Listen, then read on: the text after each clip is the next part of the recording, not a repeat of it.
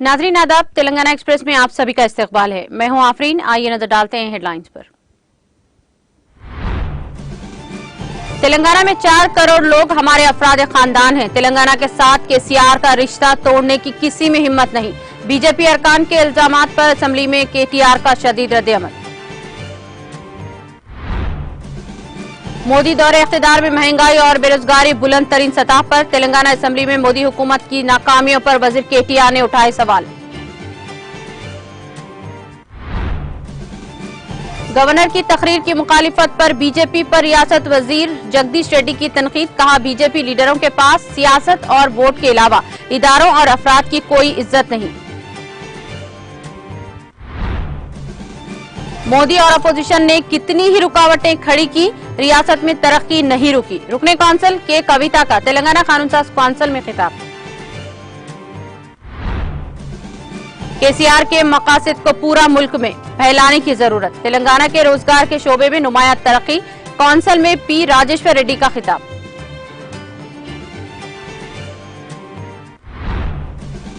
Governor के खुतबे में मरकज की नाइंसाफियों को शामिल न करने पर अकबरुद्दीन अवैसी का एहतजाज। तेलंगाना के साथ की जा रही नाइंसाफी पर तबादला ख्याल के लिए खुसूसी इजलास की तलबी का मुतालबा।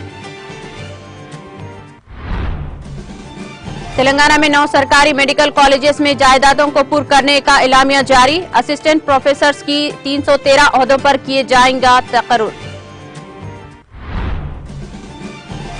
चिली के जंगलात में भयानक आग, 13 अफराद हलाक। 35,000 एकड़ रकबा खासतर जलकर। दिल दहलाने देने वाले वीडियोस।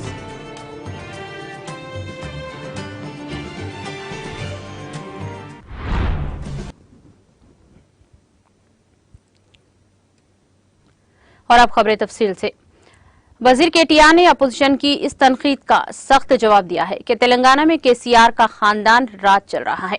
उन्होंने कहा कि हम सब के लिए हमारा खानदानी राज है। उन्होंने वाजे किया कि तेलंगाना में 4 करोड़ लोग हमारे खानदान के अफराद हैं। केसीआर इस खानदान के बुजुर्ग है। मुल्क की किसी भी रियासत में कोई वज़ीर आला हर खानदान के दादी और दादा को पेंशन देकर बड़े बेटे की तरह खड़ा नहीं होता, सिवाय एक के केसीआर के। क्या ये केसीआर नहीं जो 4 करोड़ बहन भाइयों की देखभाल कर रहे हैं? क्या ये केसीआर नहीं जो अपनी आंखों की रोशनी से बुजुर्गों की जिंदगियों में नई रोशनी डाल रहे हैं? क्या ये केसीआर नहीं है जिसने गुरुकुल, जूनियर कॉलेज और मेडिकल कॉलेज खोले हैं और लाखों लोगों को मियारी तालीम फराहम की है? क्या ये केसीआर नहीं है जो एक ऐसी खातून को पेंशन दे रहे हैं जो एक गैर मुतवक्के साने की वजह से तनहा जिंदगी गुजार रही है? क्या ये केसीआर नहीं है जिन्होंने कच्ची बस्तियों में पैदा होने वाले बच्चे या बंजारा पहाड़ियों में पैदा होने वाले बच्चे को यकसा तौर पर तमाम सहूलियात फराहम करने के लिए केसीआर किट को डिजाइन किया है? गरीब लड़कियों की शादी के लिए कल्याण लक्ष्मी क्या केसीआर है? क्या केसीआर है वो नहीं जो जिन्होंने शादी मुबारक के तहत 12 लाख लड़कियों की शादी की? क्या ये केसीआर नहीं है जिसने 65 लाख किसानों को 65,000 करोड़ दिए? वजीर केटीआर ने सवाल किया कि किसने वाजे किया कि हमारा खानदानी असूल है, ये वासुदेव का खानदान है। उन्होंने कहा कि हम हमेशा यही कहेंगे कि हमारे बुजुर्ग केसीआर है। उन्होंने वाजे किया कि तेलंगाना के साथ केसीआर का रिश्ता तोड़ने की किसी में हिम्मत नहीं है।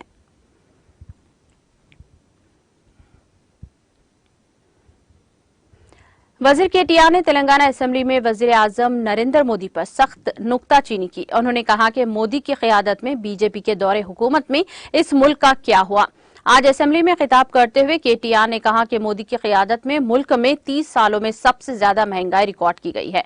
उन्होंने कहा कि महंगाई ही नहीं, बेरोजगारी भी 45 साल की बुलंद तरीन सतह पर पहुंच गई है।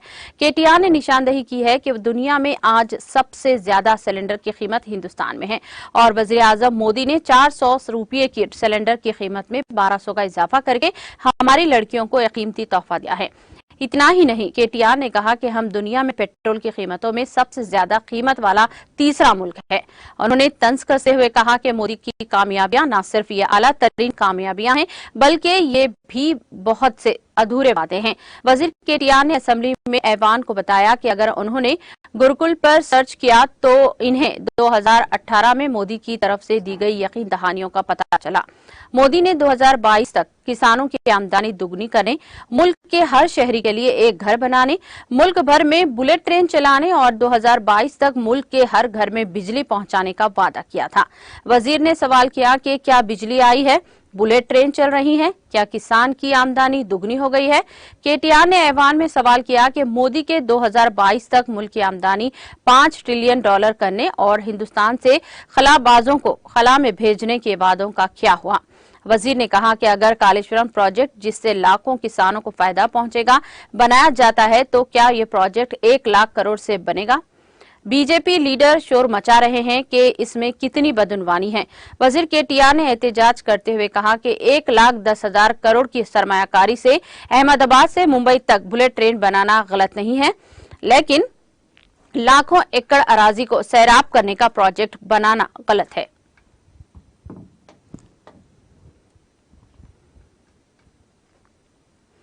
वजीर आईटी और बल्दी नज्म नक्श के तारक रामाराव ने कहा कि मुझे नहीं मालूम कि आपका मेक इन इंडिया कहां चला गया है। हम मेड इन तेलंगाना पर नजरें जमाए हुए हैं। रियासती वजीर केटीआर ने आज असेंबली में तेलंगाना में तिब्बी सहूलियात के बारे में तफसीलात से बताते हुए ये बात कही। उन्होंने कहा कि वजीर सेहत हरीश राव और वजीर आला केसीआर की क़ियादत में तेलंगाना के अवाम को बेहतरीन तिब्बी इमदाद मिल रही है। रियासती वजीर केटीआर ने असेंबली में वजाहत की है कि रियासत तेलंगाना में तिब्बी सहूलियात किस तरह हैं। उन्होंने कहा कि तेलंगाना की तश्कील से कबल सिर्फ 5 मेडिकल कॉलेजेस और 700 सीटें थी, लेकिन तश्कील तेलंगाना के बाद 17 मेडिकल कॉलेजों में 2,790 और प्राइवेट कॉलेजों में 3,800 एमबीबीएस की जुमला 6,590 सीटें तलबा के लिए दस्तियाब हैं। रियासती वजीर केटीआर ने असेंबली में कहा कि मजीद नए हॉस्पिटल तेलंगाना में शानदार तरीके से तामीर किए जा रहे हैं। उन्होंने बताया कि वरंगल में तेलंगाना का सबसे बड़ा हॉस्पिटल तामीर किया जा रहा है, जिसमें आलमी मियार की सहूलियात पर मुश्तमिल 24 मंजिलें और 2,000 बिस्तर मौजूद हैं। उन्होंने कहा कि यही नहीं बल्कि हैदराबाद में गली गली प्राइमरी हेल्थ सेंटर्स कायम किए जा रहे हैं और गरीबों को कामयाबी के साथ तिब्बी खिदमात फराहम की जा रही हैं। उन्होंने कहा कि आज दूसरी बार रियासत के अवाम के लिए कंटी वेलुगु प्रोग्राम शुरू किया गया है। उन्होंने कहा कि हम न सिर्फ आंखों की टेस्ट फराहम कर रहे हैं बल्कि आला तरीन मियार के चश्मे भी फराहम कर रहे हैं, जो कि मेड इन तेलंगाना चश्मे हैं। उन्होंने कहा कि मोदी का मेक इन इंडिया कहां बने है पता नहीं, लेकिन हमारा मेड इन तेलंगाना हमारी आंखों के सामने है।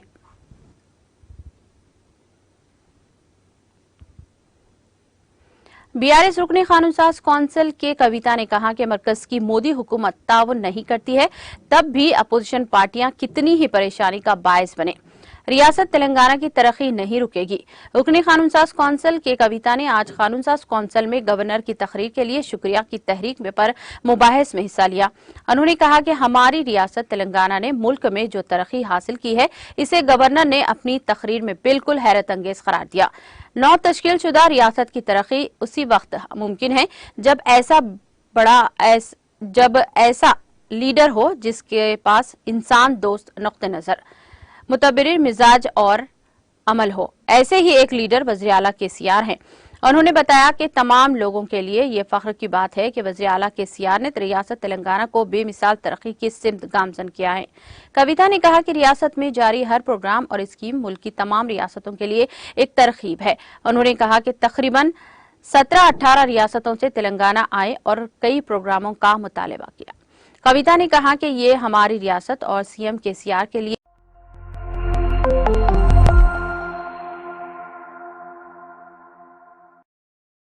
के जलसे आम में शिरकत की और हमारी रियासत में लागू की गई कंटी वेलुगु स्कीम से मुतासिर होकर ऐलान किया कि वो अपनी रियासतों में भी इसे नाफिज करेंगे।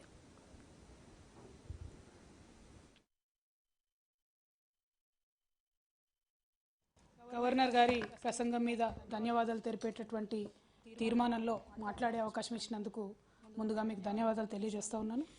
అదేవిధంగా నిన్న గవర్నర్ గారి ప్రసంగం మొత్తం వింటే దేశంలో మన రాష్ట్రం సాధించినటువంటి ప్రగతిని వారు చాలా కూలంకుషంగా చాలా అద్భుతంగా చెప్పడం జరిగింది।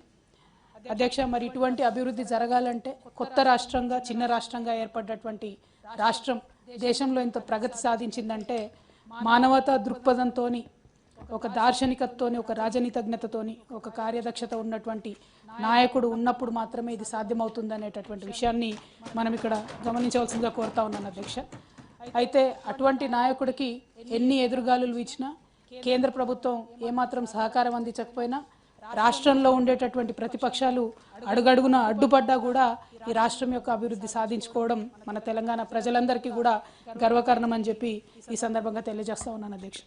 అదేవిధంగా ఇవాళ మన రాష్ట్రంలో జరుగుతున్నటువంటి ప్రతి ఒక్క కార్యక్రమాలు కూడా దేశవ్యాప్తంగా అన్ని రాష్ట్రాలకు ఒక ప్రేరణగా, ఒక ఉత్తేజాన్ని ఇచ్చేటటువంటి విధంగా ఉన్నాయి. దాదాపుగా 17 నుంచి 18 రాష్ట్రాలు మన రాష్ట్రానికి వచ్చి అనేకమైనటువంటి కార్యక్రమాలని అధ్యయనం చేయడాన్ని మనం చూసినాం అధ్యక్ష. నిన్నగాక మొన్న ఖమ్మంలో పెద్ద ఎత్తున సభ జరిగితే 2 రాష్ట్రాల ముఖ్యమంత్రులు కేజ్రీవాల్ గారు, అదేవిధంగా భగవంత్ సింగ్ మాన్ గారు మన దగ్గర జరిగేటటువంటి కంటి వెలుగు కార్యక్రమంతో స్ఫూర్తి పొంది వెంటనే వారి రాష్ట్రాల్లో చేస్తామని చెప్పి ప్రకటించడం నిజంగా కూడా మన రాష్ట్రానికి, మన గౌరవ ముఖ్యమంత్రి గారికి దక్కినటువంటి గౌరవంగా నేను భావిస్తా ఉన్నాను అధ్యక్ష. అదేవిధంగా ఇందాక రీసెస్ టైంలో మేమందరం అనుకున్నాం అధ్యక్ష, సభ్యులం, మరి మీరు అవకాశం ఇస్తే కంటి వెలుగు కార్యక్రమాన్ని కౌన్సిల్లో ఏర్పాటు చేయవలసిందిగా అందరూ ఆల్రెడీ చారి గారికి చెప్పాము. మన బిఎస్సి మీటింగ్ కన్నా ముందు సార్ సిఎస్ గారికి కూడా చెప్పాము, సార్ వాళ్ళు ఏర్పాటు చేస్తారు. Thank you sir. అదేవిధంగా సార్, ఏ రాష్ట్రమైనా కూడా ప్రగతి సాధించిందని తెలియాలంటే ఒకే ఒక కొలమానం ఉంటుంది సార్. ఆ రాష్ట్రంలో ఉన్నటువంటి ప్రజల యొక్క తలసరి ఆదాయం ఎంత ఉండే, ఎంత పెరిగిందన్నది మాత్రమే ఆ రాష్ట్రం యొక్క సర్వతోముఖ అభివృద్ధిని తెలియజేస్తుంది. కాబట్టి 2014లో అంటే తెలంగాణ రాష్ట్రం ఏర్పడంలో మన రాష్ట్ర తలసరి ఆదాయం 1,24,104 రూపాయలు ఉండింది అధ్యక్ష. అదేవిధంగా 2022లో మనం చూసుకున్నట్టయితే 3,17,118 రూపాయలకు మన రాష్ట్ర తలసరి ఆదాయం పెరిగింది అధ్యక్ష. అంటే ఎంత పెద్ద ఎత్తున జీవన విధానంలో, జీవన శైలిలో మన రాష్ట్ర ప్రజలకు మార్పు వచ్చింది. దానికి ప్రభుత్వం, కేసీఆర్ గారి యొక్క పరిపాలన ఎట్లా తోడ్పడింది అనేటటువంటి అంశాన్ని చెప్పకనే చెప్పినట్టయితుంది అధ్యక్ష. ఏ రంగం తీసుకున్నా అధ్యక్ష, అది విద్య కావచ్చు, వైద్యం కావచ్చు, వ్యవసాయం కావచ్చు, ఉద్యోగ ఉపాధి కల్పన కావచ్చు, పెన్షన్లు కావచ్చు, పెట్టుబడులు కావచ్చు, పరిశ్రమలు కావచ్చు, పల్లె ప్రగతి కావచ్చు, పట్టణ ప్రగతి కావచ్చు అధ్యక్ష, అది అడవుల పెంపకం కావచ్చు, ఆలయాల అభివృద్ధి కావచ్చు, దళిత వర్గాల అభివృద్ధి కావచ్చు, మైనారిటీల అభివృద్ధి కావచ్చు, బీసీ వర్గాల అభివృద్ధి కావచ్చు, అగ్రవర్ణ పేదల సంక్షేమం కావచ్చు, ఇట్లా ఏ ఒక్క అంశాన్ని మీరు తీసుకున్న అధ్యక్ష, మన ప్రభుత్వం ఎవరిని కూడా విస్మరించలేదు. ప్రతి ఒక్కరిని కూడా కాన్ఫిడెన్స్లోకి తీసుకొని ప్రతి ఒక్కరి సమస్యలను తమ సమస్యలుగా భావించి మరి నడిచినాం కాబట్టే ఈ అభివృద్ధి సాధ్యమైందని చెప్పి నేను నమ్ముతా ఉన్నాను అధ్యక్ష. ప్రత్యక్షంగా మనం దేశవ్యాప్తంగా ఇవాళ పరిస్థితి చూసుకున్నట్టయితే అధ్యక్ష, గర్భిణీ స్త్రీలు, మహిళల సంక్షేమం కోసం అనేక మాటలు చెప్పే ప్రభుత్వాలను వింటాం, కానీ వారు మాటలు చెప్పిన దగ్గర డబ్బులు పెట్టి దానికోసం తోడ్పాటు అన్నది తక్కువగా చూస్తాం అధ్యక్ష. ఇక్కడ మన రాష్ట్రంలో ఇవాళ పల్లరాజేశ్వరరెడ్డి అన్న గారు మాట్లాడుతూ చెప్పారు, మాతా శిశు మరణాల సంగతి చూసుకుంటే 1,00,000 ప్రసవాలు జరిగితే అధ్యక్ష మన తెలంగాణలో ఇదివరకు 92 మంది ఆడబిడ్డలు ప్రసవ సమయంలో చనిపోయేవాళ్ళు అధ్యక్ష. ఇవాళ మనం చేపట్టినటువంటి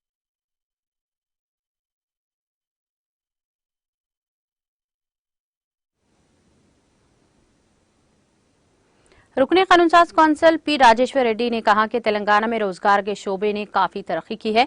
उन्होंने कहा कि आईटी सेक्टर में 2,55,000 करोड़ रुपए की सरमायाकारी आई है। उन्होंने कहा कि तकरीबन 7 लाख लोगों को बराह रास्त और बलावस्ता रोजगार मिला है। एमएलसी पल्ला ने असेंबली के बजट इजलासों के एक हिस्से के तौर पर कानूनसाज कौंसिल में गवर्नर की तकरीर के लिए शुक्रिया की तहरीक पेश की। इस मौके पर 2014 से माशी तरक्की की शरह में 128% इजाफा हुआ है। ये इंकिशाफ हुआ कि रियासत की जीएसटीपी 11,48,000 करोड़ तक पहुंच गई है। उन्होंने कहा कि रियासत में फी कस आमदनी 3,17,000 रुपये है। उन्होंने तनकीद करते हुए कहा कि मरकजी बजट में रियासत के लिए कोई रकम मुख्तस नहीं की गई है। उन्होंने कहा कि ये एक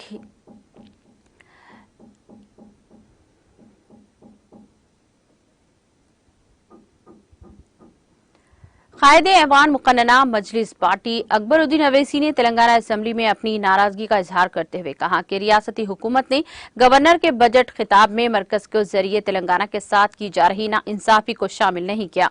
गवर्नर के खिताब पर तहरीक शुक्रिया के दौरान खिताब करते हुए अवैसी ने कहा कि हुकूमत को तकरीर में ये शामिल करना चाहिए था कि मोदी हुकूमत किस तरह तेलंगाना के खिलाफ सौतेली मां वाला सलूक अपना रही है और किस तरह रियासत को तरक्याती कामों के लिए इसका हिस्सा और माली मदद नहीं दी जा रही है। अकबरुद्दीन अवैसी ने कहा कि मरकज 8 साल गुजर जाने के बाद भी काजीपेट में कुची फैक्ट्री, बेलारम स्टील प्लांट या फिर आंध्र प्रदेश रीऑर्गेनाइजेशन एक्ट के दीगर वादों पर अमल दरामद करने में नाकाम रहा है। मरकज ने रियासत को फंड्स और ग्रांट्स में भी कमी की और FRBM के हुदूद को भी कम कर दिया है। उन्होंने मजीद कहा कि मरकज मिशन काकतिया, मिशन भागीरथा और कालेश्वरम के लिए फंड्स नहीं दिए जा रहे हैं। ये सब कुछ गवर्नर के खिताब में उजागर होना चाहिए था। उन्होंने स्पीकर पोचाराम श्रीनिवास रेड्डी पर जोर देकर कहा कि वो मोदी हुकूमत के जरिए तेलंगाना के साथ की जा रही नाइंसाफी पर तबादले ख्याल करने के लिए एक खुसूसी इजलास मुनक्किद करें। उन्होंने कहा कि लोगों को सच्चाई जाननी चाहिए। AIMIM लीडर ने रियासती हुकूमत की जानिब से पुराने शहर के इलाकों में मुख्तलिफ तरक्याती प्रोग्राम शुरू न करने पर भी नाराजगी का इजहार किया। वज़ीर आला ने पुराने शहर में कई मंसूबों का वादा किया था, लेकिन इनमें से ज्यादातर अभी तक ज़ेर इल्तिवा हैं। डेवलप करेंगे बोले थे, मक्का मस्जिद की तामीर के लिए, रेनोवेशन के लिए मजलिस ने मुतालबा किया। मक्का मस्जिद की तामीर, रेनोवेशन का काम अभी भी मुकम्मल नहीं हुआ, तो कब होगा मैं ये जानना चाहूंगा। बागान की मस्जिद के लिए किया, यहां के जो एम्प्लॉइज हैं उनके लिए किया, रेगुलराइज करिए, नहीं हुआ। मैं चीफ मिनिस्टर साहब का शुक्रिया अदा करूंगा कि हम मजलिस की नुमाइंदगी पर आइम्मा और मौजनों को आपने मंथली पैसा देने का ऐलान किया, दे रहे हैं। 4-4 महीने तक नहीं मिलती है, खैर देर से मिलती है, मगर अब रमजान का महीना आने वाला है। मैं उम्मीद करूंगा कि हुकूमत वक्त पे उनको दे देगी। अचलिकास को दे रहे हैं, पुजारियों को दे रहे हैं, हम इसका भी इस्तेमाल करते हैं, देना चाहिए। बहुत अच्छा है ये काम जो अच्छे हुए हैं, हम की तारीफ करेंगे। जो लेकिन नहीं हुआ वो तो बोलेंगे हम बराबर। वही बात कहना चाहते हैं। आप पूरी रियासत में हर डिस्ट्रिक्ट में मेडिकल कॉलेजेस बना रहे हैं, हम मुबारकबाद देते हैं आपको। वरंगल का दवाखाना 1 साल में मुकम्मल हो जाएगा, मुबारक आपको, अच्छी बात है। लेकिन मैं जानना चाहता हूं, हैदराबाद में एक उस्मानिया दवाखाना है, वो कब बनेगा? वादा किया था बनाने का, अब तक नहीं हुआ। चीफ मिनिस्टर साहब ने ऐवान में कहा मीटिंग करिए, बनाइए, सब करिए, बोलते हाईकोर्ट का है, नहीं हाईकोर्ट में भी डालें। आप हर डिस्ट्रिक्ट में दवाखाना बना रहे, अच्छा है। चार मीनार का दवाखाना है, उसको भी बनाइए। हम यही बात कह रहे हैं, और क्या कह रहे हैं? ऑनरेबल स्पीकर सर, हम यहां खड़े होकर नाइंसाफी पे आवाज उठाते हैं, तो जरूर हम जो हुकूमत की जानिब से मिलता है, हम उसको फरामोश भी नहीं करते, हम उसका शुक्रिया भी अदा करते हैं।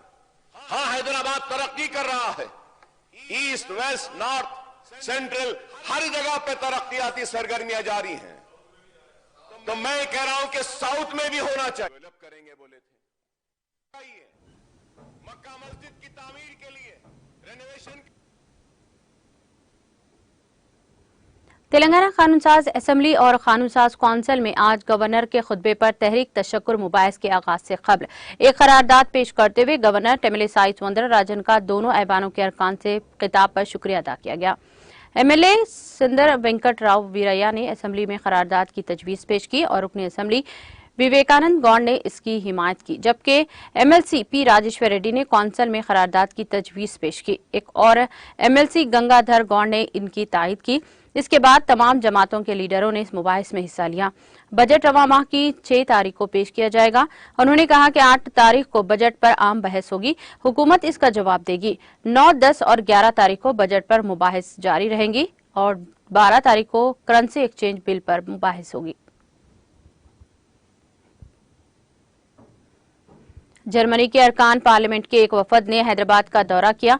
वजीर आईटी व सनतकार केटीआर से दौरा कुनिंदा वफद के अरकान ने असेंबली के कमेटी हॉल में मुलाकात की। ये वफद हिंदुस्तानी जर्मनी पार्लिमानी दोस्ती के हिस्से के तौर पर हैदराबाद पहुंचा था। इस मौके पर केटीआर ने जर्मनी के अरकान पार्लियामेंट का इस्तकबाल किया। उन्होंने तेलंगाना की जानिब से रियासत में तिजारती मौक़े और हुकूमत की तरफ से फराहम की जाने वाली मराहत के बारे में तफसीलात से वाकिफियत करवाया। वजीर मौसूफ ने इन्हें बताया कि वो रियासत में सरमायाकारी करने वालों को जरूरी ताउन फराहम करेंगे। इस मुलाकात में कानून साज असेंबली के स्पीकर पोचाराम श्रीनिवास रेड्डी, वजीर बिजली जी जगदीश रेड्डी और कई अराकीन असेंबली भी मौजूद थे।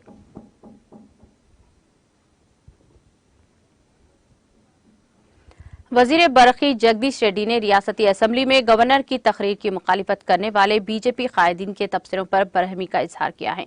उन्होंने कहा कि बीजेपी लीडरान गवर्नर की तौहीन करके आईनी इदारों और आईनी अहदों पर फायज अफराद के एहतराम को कम करने की कोशिश कर रहे हैं। उन्होंने सूर्यापेट में मीडिया से बात करते हुए ये वाजे कर दिया कि वो गवर्नर की तकरीर की मुखालिफत क्यों कर रहे हैं। उन्होंने इल्जाम लगाया कि बीजेपी लीडरान के पास सियासत और वोट के अलावा इदारों और अफराद की कोई इज्जत नहीं है।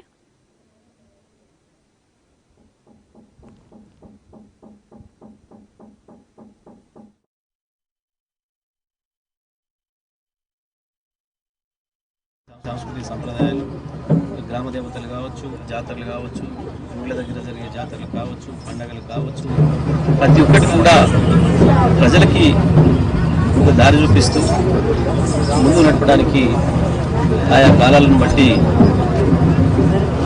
పెట్టుకున్న పద్ధతులు ఇవి ఆ సంస్కృతులు. మరి ఇది సూర్యాపేటలో కూడా పెద్ద ఎత్తున దీనికి ప్రధానంగా యాదవులు నిర్వహిస్తున్నప్పటికీ కూడా అన్ని వర్గాల ప్రజలు కూడా ఇక్కడ మొక్కులు తీర్చుకోవడం, మొక్కులు రావడం జరుగుతుంది. దాన్ని మనం ఈరోజు సూర్యాపేట కుల బజార్లో మకర తోరణం కదిలించి దీన్ని ప్రారంభం చేసుకోవడం జరిగింది.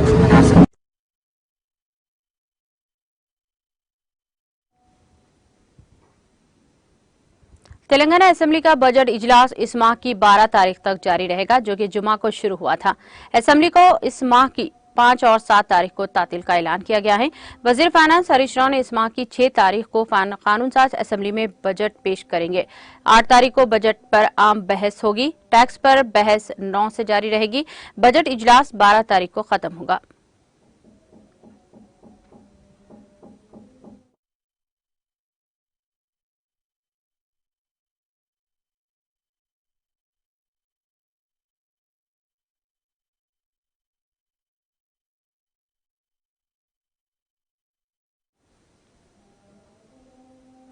तेलंगाना हुकूमत ने डायरेक्टर ऑफ मेडिकल एजुकेशन के तहत 9 सरकारी मेडिकल कॉलेजेस के क्लिनिकल और नॉन क्लिनिकल शोबेजात में खाली असिस्टेंट प्रोफेसर्स के 313 अहदों को पुर करने के लिए एलामिया जारी किया है। इन सरकारी मुलाजिमतों पर तकर्रुर हेल्थ सर्विस बोर्ड के जरिए किया जाएगा। एक एलामिया में ये बात बताई गई है।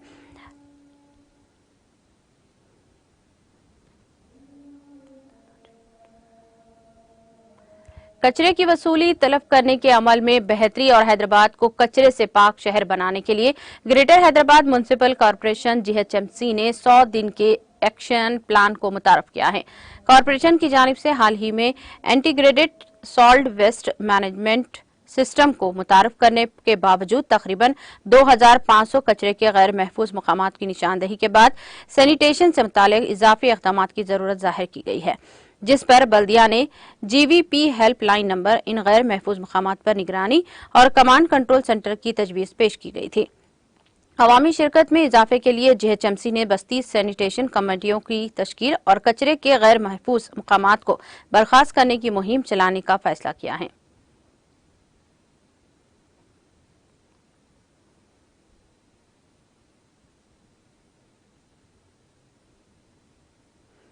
मेडचल जिले के प्रिंसिपल डिस्ट्रिक्ट जज B सुरेश ने मीडिया को बताया कि अदालतों में कुछ अरसे से जेर इल्तिवा मुकदमात को सुप्रीम कोर्ट की हिदायत के साथ इस माह की 11 तारीख को कौमी लोक अदालत के नाम से दोनों फरीकीन हल कर सकते हैं। उन्होंने इस मौके पर कहा कि लोग अपना कीमती वक्त बचाएं जो इस मौके से फायदा नहीं उठा रहे हैं। मेडचल मलकाजगिरी जिले कानून खिदमात अथॉरिटी के चेयरमैन और जिले प्रिंसिपल जज B सुरेश, जिले कानूनी खिदमात अथॉरिटी के सेक्रेटरी मोहतरमा शंकर श्री देवी ने मीडिया को ये इत्तला दी।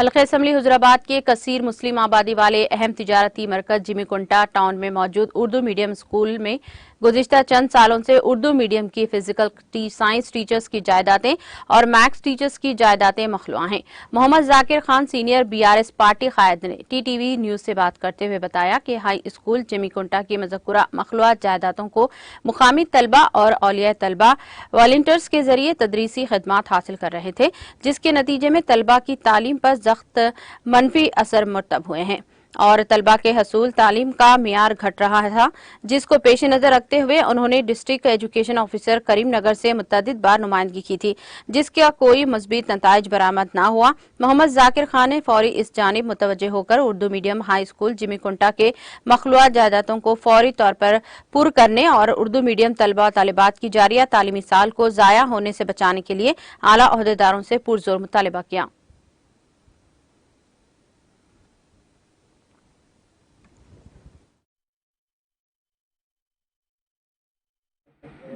గడవడం జరిగింది। కానీ ఇప్పుడు మనకు ఒక రెగ్యులర్ టీచర్స్ కావాలన్నప్పుడు మా ఒక యూపీఎస్ కు అప్పర్ ప్రైమరీ స్కూల్ కు ఇచ్చిన స్టాఫ్ నే మేమేమో హై స్కూల్ వాడుకుంటున్నాం, కానీ అందులో పిల్లలకు సరియైన చదువు చెప్పలేకపోతున్నారు। మాకు ముఖ్యమైనది అవసరం నిన్న జిల్లా పరిషత్ చైర్మన్ విజయ గారి కూడా కలవడం జరిగింది। నేను నా ఒక విన్నపం, నా ఒక పిటిషన్ ఇచ్చిన, నేను ఒక బీఆర్ఎస్ సీనియర్ నాయకులుగా నేను గత ఉర్దూ మీడియం పాఠశాల ఫౌండర్గా నేను పోయి కలవడం జరిగింది। నేను విజయ అక్క వాళ్ళ నేను ధన్యవాదాలు తెలియజేసిన, వాళ్ళ వల్లనే ఒక బిల్డింగ్ నిలబడి ఉండే। కాబట్టి మీరు చైర్మన్ గారు, మీరు ఈ పరిస్థితుల్లో మాకు ఒక మ్యాథ్స్ మరియు ఫిజిక్స్ టీచరు చాలా అవసరం ఉన్నది। ఎస్ఎస్సి 10th ఉన్న పిల్లలకు, బ్యాచ్ 10th or 9th పిల్లలకు వాళ్ళ పేరెంట్స్ బాగా హట్ అవుతున్నారు, బాగా ఇబ్బంది పడుతున్నారు, మా పిల్లలకు సరైన చదువు చెప్తలేరని చెప్పి గతంలో హెడ్ మాస్టర్ కూడా మాకు చెప్పడం జరిగింది। ఆ మేడం చెప్పట్లో కూడా నేను డిఓ గారిని కలవడం జరిగింది। డిఓ గారిని కూడా విన్నపం పత్రం ఇస్తే డిఓ గారు రిజెక్ట్ చేసి దాని మీద పట్టించుకోకుండా ఫలానా ఎవరు ఉన్నారు వాళ్ళకి ఇచ్చి వెళ్ళిపోండి అని అంటూ మాట్లాడిండు। నేను డిఓ గారి మీద నాకు బాగా నారాజైనాను। మేము ఉద్యమం అప్పటి నుంచి మనం తెలంగాణ సాధించుకునే దీని గురించి అన్నట్టు అనిపించింది। మా ఒక జిల్లా అధికారి, ఒక విద్యా అధికారి ఆ రకంగా బిహేవ్ చేయడం మంచి కనిపించలే। తన స్టాఫ్ సూపరింటెండెంట్ గారిని కూడా కలవడం జరిగింది, అందులోనే మా ఎంఈఓ గారు కూడా రావడం జరిగింది। ఆయనతో కూడా నేను మా ఒక బాధ చెప్పుకోవడం జరిగింది। మాకు కూడా వాళ్ళు హామీ ఇచ్చారు, ఆ సూపరింటెండెంట్ సాబ్ కూడా హామీ ఇచ్చారు, చైర్మన్ గారు కూడా హామీ ఇచ్చారు। మాకు దీని గురించి పట్టించుకొని మన కుక్కుల ఈశ్వర్ గారు మరియు మా మంత్రి జిల్లా టైగర్ గంగుల కమలాకర్ గారు, బోయినపల్లి వినోద్ కుమార్ గారు, మరియు అలాగనే మా ఎమ్మెల్సీ గారు పాడి కౌశిక్ రెడ్డి గారు కూడా దీని గురించి పట్టించుకొని ఈ యొక్క ఉర్దూ మీడియం పాఠశాల మీద 2-3 పోస్టులు క్రియేట్ చేయాలని చెప్పి మేము ఈ సందర్భంగా మీకు తెలియజేస్తున్నాను। జై బీఆర్ఎస్, జై జై బీఆర్ఎస్।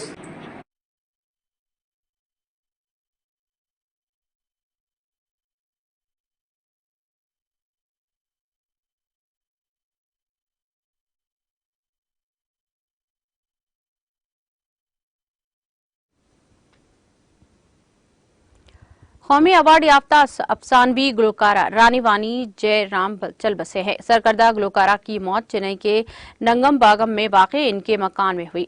वो 78 वर्ष की थी। वानी ने हिंदी फिल्म गुड्डी के गीत बोल रे पापी हरा के साथ गुलकारी का आगाज किया। हाल ही में गुलकारा ने पेशेवर गुलकारा के तौर पर 50 साल के सफर का जश्न मनाया। तकरीबन 5 दहाकों पर मुश्तमिल शानदार और कामयाब कैरियर के दौरान उन्होंने बेशतर हिंदी जबानों बशमुल तमिल, कन्नड़, हिंदी, तेलुगु, मलयालम, मराठी, उड़िया, गुजराती, हरियाणवी, आसामी और बंगाली में तकरीबन 10,000 गीतों की रिकॉर्डिंग करवाई। मीडिया से बात करते हुए इनके मुलाजिमा ने कहा कि आज सुबह बुजुर्ग अदाकारा ने दरवाजे की घंटी पर कोई रद्देमल जाहिर नहीं किया, जिसके बाद उन्होंने पुलिस को इत्तला दी। पुलिस ने कहा कि गिर पड़ने के बाद इनके चेहरे और गर्दन पर निशान पड़ गए। दवाखाना मुंतकिली के दौरान इनकी मौत हो गई। हुकूमत ने जारिया साल इनके लिए पद्मा भूषण अवार्ड का ऐलान किया था। वानी की पैदाइश 1945 में हुई थी।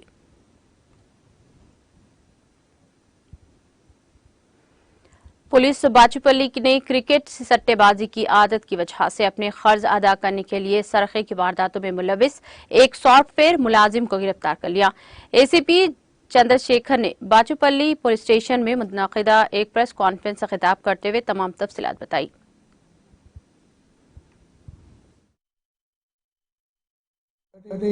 ఆఫెన్స్ గానే గుర్తించినాం।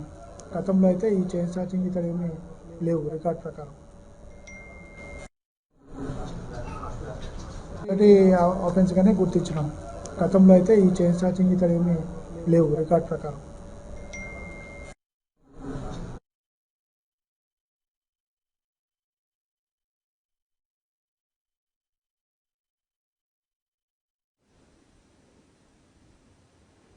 शहर हैदराबाद में आतिशबाजी का एक और वाकया पेश आया। रामंतापुर में प्लाईवुड के गोदाम में बड़े पैमाने पर आग लग गई। सुबह के अवलिन सातों में पेश आए इस वाकये में गोदाम जलकर खाकतर हो गया। मुकामी अफराद ने इस वाकये की इत्तला फायर ब्रिगेड के एहलकारों को दी, जिसने 3 फायर ब्रिगेड के एहलकारों ने वहां पहुंचकर आग पर काफी जद्दोजहद के बाद काबू पाया। आग के साथ कशफ धुआं भी देखा जा रहा था। इस आग के नतीजे में मुकामी अफराद में खौफ देखा गया, जो अपनी जान बचाने के लिए बाहर निकल पड़े।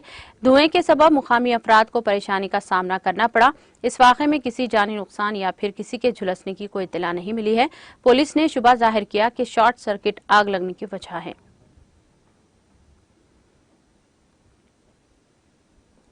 सदर कुल हिंद मजलिस इत्तेहादुल मुस्लिमीन व रुकन पार्लिमान हैदराबाद बैरिस्टर असदुद्दीन अवैसी ने आसाम में 4000 से ज्यादा अफराद में बाज मौलवियों की गिरफ्तारियों के सवाल पर कहा कि आसाम में बीजेपी की हुकूमत है और अगर अब ऐसा हो रहा है तो इसकी निशानदेही में ताखिर हुकूमत की नाकामी को उजागर करती है। आसाम में बाज लोगों को अराजी फराहम नहीं की गई और इस पर भी उन्होंने तनकीद की। उन्होंने लोकसभा की कार्रवाई में मुसलसल रुकावट पर भी तनकीद की। उन्होंने कहा कि हुकूमत को इसका फायदा हो रहा है और वो अवामी गिरफ्त से बाहर हो रही है। इन्हें बेनकाब नहीं किया जा सकेगा। उन्होंने संघ परिवार पर तनकीद करते हुए कहा कि आजादी में इनका कोई रोल नहीं है। उन्होंने कहा कि पार्लियामेंट में अडानी तनाज़े पर भी मुबाहिस की वकालत की। तेलंगाना और कर्नाटक में इंतखाबात में कितनी नशिस्तों पर मुकाबला करेंगे के सवाल पर सदर मजलिस ने कहा कि हम लड़ेंगे और जीतेंगे, लेकिन नशिस्तों पर कोई वाज़ेह फैसला नहीं हुआ है।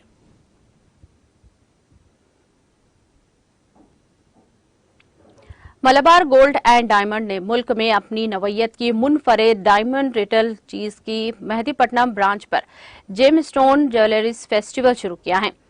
खालिस सोने में तैयार करदा और कीमती जेवरात से जुड़े शानदार जेवरात का स्टॉक मौजूद है।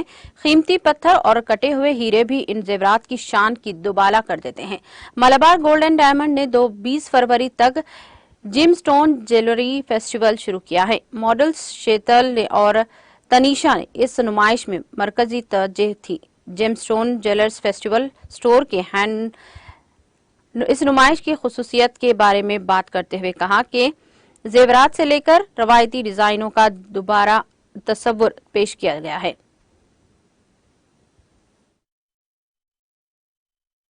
I am here at Malabar Gold and Diamonds Mehdipatnam branch to celebrate Gemstone Festival, and they are celebrating Gemstone Festival till 20 February. I would request you to come here, visit, and take a wonderful jewelry for yourself, and you can gift it to your loved ones as well. And as we know, this is the month of love. Valentine Day is coming, so I would love everyone to come here and celebrate the festival with buying jewelry for yourself and make yourself and your loved one feel very special. Thank you. Sheetal, myself Tanisha. So today we are at Malabar Gold and Diamonds. They have launched their Gemstone Jewelry Festival, which is going to continue till 20th of this February. And Malabar Gold and Diamonds has wide range of variety of jewelry and diamond collection. They invite all their customers to shop their favorite designs. It provides highest quality and money back guarantee. And I have visited the store, and they have, believe me, they have some wide range of beautiful new collection. They have variety of different curated jewelry, which is of almond and ruby emeralds. So, and as the wedding season is coming, so do come and shop here.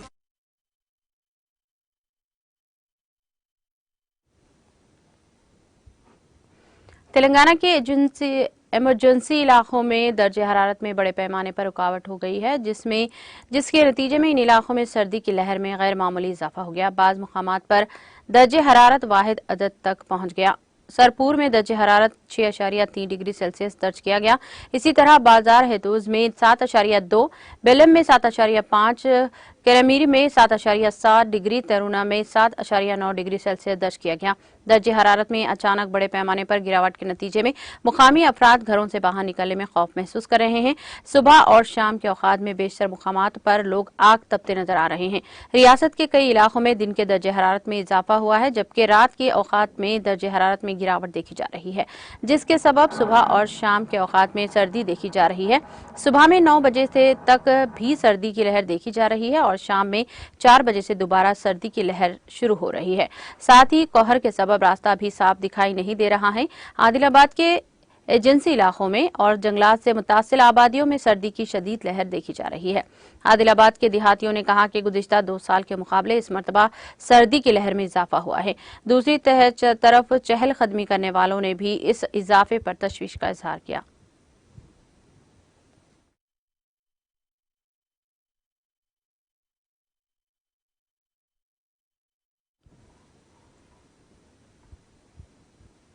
यहाँ रुकेंगे break के लिए। Break के बाद भी जारी रहेगा खबरों का सिलसिला।